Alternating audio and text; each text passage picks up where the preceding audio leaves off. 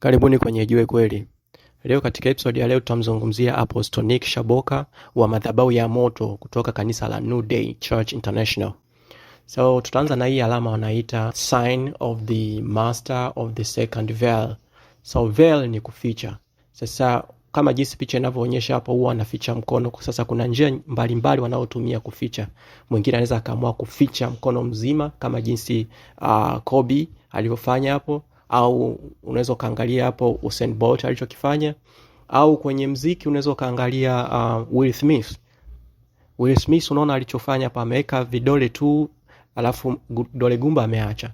Hata Andre ameamua tu kuweka vidole tu na kidole gumba na kidole kidogo amekiacha, you know. So tukirudi kwa Nick, Apostle Nick amefanya kama Napoleon, you know. Napoleon ameamua kufanya kama Nick, kwa maana yeye ameamua tu kuweka kidole gumba na akaacha vidole vingine nje. Au unaweza kaangalia kwenye ulimwengu wa siasa, unaweza kumwangalia Prince Charles, hata mwanae huyu Prince Harry, you know. Ameamua tu kuweka vidole akaacha, ameamua tu kuweka vidole, sio mkono mzima. Au hata Pope Francis yule aliyekufa mwaka jana, angalia alichoonyesha hapo. Au hata Gaddafi, angalia alichokifanya hapo. So yeah. Okay, kitu kingine nataka nizungumzie ni kwamba umuhimu wa majina katika ulimwengu wa roho. Tunafahamu kwamba Mungu alimbadilisha jina Abraham to Abraham, Sarai to Sarah. Bwana wetu Yesu Kristo alimbadilisha vile vile Saul to Paul, au Simon to Peter. So tunafahamu kwamba shetani anapenda kuiga vitu vya Mungu. So vile vile yeye akitaka kuwasimika manabii wake anawapa majina ya kutumia. So kuna ushuhuda mmoja wa mchungaji mmoja kutoka South Africa, alienda kwa mganga, lile jini likampa jina la kutumia. So yule mchungaji anaitwa Makado, lakini baada ya kwenda kwa hilo jini likampa jina la kutumia, ambao akamwambia atumie neno nabii katakata. Sasa hii ni sana huyu Martin ambaye ni kaka wa huyu Nick Shaboka, you know. So na yeye alivyoenda huko, lile jini alienda kwa mganga, hilo jini likampa jina la kutumia, ambaye ye jina lake la kazi ni nabii au mtume Bashando, you know. Alafu nimegundua vile vile kwamba wanakaka mwingine pia na pia anafanya kazi kitume au kinabii. So ni fair kusema kwamba hii ni biashara ya familia.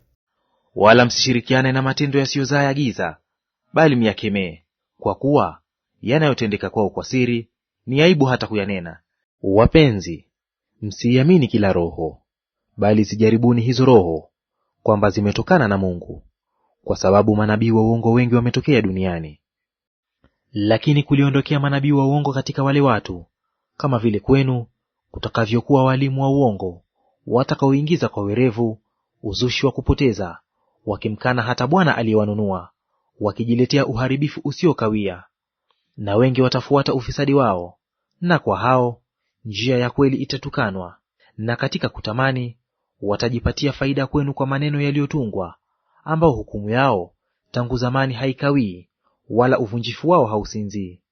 Kwa maana ikiwa Mungu hakuwaachilia malaika waliokosa, bali aliwatupa shimoni, akawatia katika vifungo vya giza, walindwe hata ije hukumu, wala hakuuachilia ulimwengu wa kale, bali alimhifadhi Nuhu, mjumbe wa haki, na watu wengine 7, hapo alipoleta gharika juu ya ulimwengu wa wasiomcha Mungu.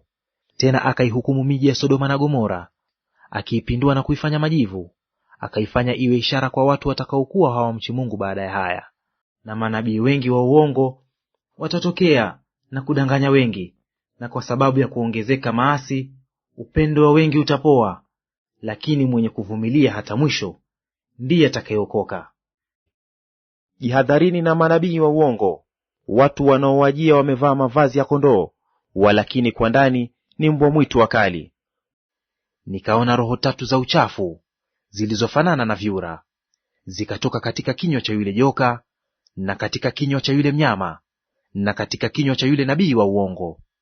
Hizo ndizo roho za mashetani, zifanyazo ishara, zitokazo na kuwaendea wafalme wa ulimwengu wote, kuwakusanya kwa vita ya siku ile kuu ya Mungu Mwenyezi.